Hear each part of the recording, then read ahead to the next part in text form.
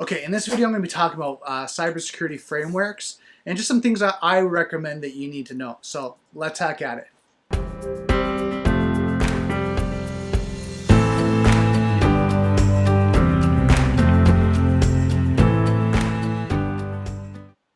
Okay, so this video is going to be about cybersecurity frameworks. I've got some notes here that I'm going to be reading from, so you're going to see me referring to my iPad.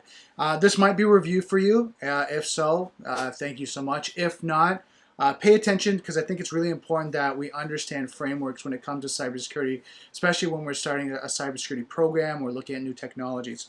So what is a cybersecurity framework? It's a logical structure, and an intent of a framework is to document and organize processes. So you're looking at processes or procedures. A framework can also be the basis of a common evaluation by internal stakeholders, external auditors, or third parties. So something that I see a lot of is proof of concepts, especially with the new technologies coming out, NDR, AI technologies, new threat hunting tools. You're starting to see a lot of proof of concept. So to have a framework on how you're going to evaluate those technologies within your environment. So a lot of the manufacturers have their criteria of what they're going to provide you to say, look, here's what we recommend you look at, and that you test in your environment as you're doing a proof of concept. But also you have to look at what your framework is, looking at the resource, like integration with your technology, how it's going to work with your process, how it's going to work with your incident response, how it's going to work with your change management. If you're going to have resources available to be able to deploy it, to manage it, and to update it ongoing. So really important to look at those processes and those procedures to make sure everything's in place. Because I know through conversations I'm talking to people, I'm hearing them more and more that the IT security people are so busy right now to take on new projects. It's a lot of work. It's a lot of stress for them. So they're trying to do 10 projects right now, for example, and now taking on 11 and 12 is just really tedious because they need to maintain and manage the current security frameworks, right, and their security solutions. And if they are pulled aside, those things can actually be affected. So really thinking about your policies, your procedures, your documentation, and then looking at how the framework, how this can update your framework. And this brings me to ISMS, which is the Information Security Management System.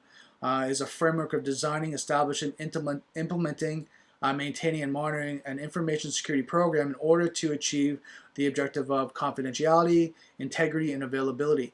So that's important to know because when you have this program, you have to evaluate for the business practices, making sure that all the technology is supported and that ongoing that it can be maintained. If it can't, and one of those are compromised, confidentiality, integrity, or availability, then you need to reevaluate the ISMS program and make sure it's updated to be secure. I mean, that's the easiest way to say that.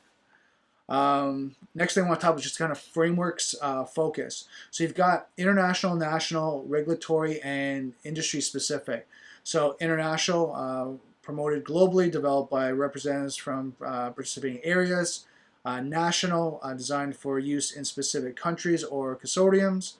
Regulatory reflects regulatory expectation and examination requirements. And then industry specific to an industry, developed, promoted, and enforced by industry members. So that's really important to know because as you're looking at different technologies, you might want to see what the international, the national, the regulatory, and the industry specific are saying about that technologies. What are their standards? What are their frameworks? So that you can implement that into your business, because as you're going, you might have regulatory bodies that say you need a certain level of authentication. So for now, we're looking at standards of two-factor authentication or true passwordless decentralized authentication, which is that next standard. Right? And you're looking at how these standards are going out there, and now companies have to look at how they're going to implement them into their business, and make sure that the whole framework is supported. And then I'll give you some examples of international is ISO 27000 family. The national one is NIST Cybersecurity Framework. Regulatory is, for example, is the FDIC Cybersecurity Assessment Tool. Industry specific would be high trust, common security framework, so that's in the health field in the United States. PCI DSS, which is the payment card industry data security standard. That's for if you're taking any type of payments, credit card information through your company, online, through websites, e-commerce, anything along that line, looking at what's the standard and what you need to do for security. So I think it's really important to look at how frameworks work right across the board, from small business to Fortune 500 companies, and how it has to keep being updated, assessed, evaluated. And like I said, when I talk to companies about proof of concepts, you can see there's a framework for the POC, but then they have to look at the framework for their environment. Does it work with the applications that they have? Does it work with the infrastructure, the technologies, the hardware, the appliances they have? Is there any conflicts? Is there things that have to be written? Does it have to be script written to integrate it? Like, all these things have to be decided. And then now, how is it going to be deployed, maintained, updated, and patched?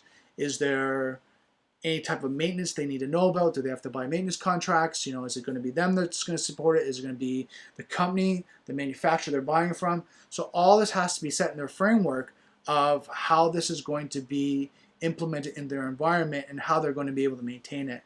So that's it for today's video. I just really wanted to kind of talk about frameworks and how it relates to cybersecurity and business, and really get you guys informed, or even just reminded of the importance of frameworks. So that's it for today's video. Comment below. Love to hear what you thought. Love to hear if you want me to talk about any specific topics as well. So that's it for today's video. Don't forget, software is hackable, being connected is vulnerable. I'll see you next video.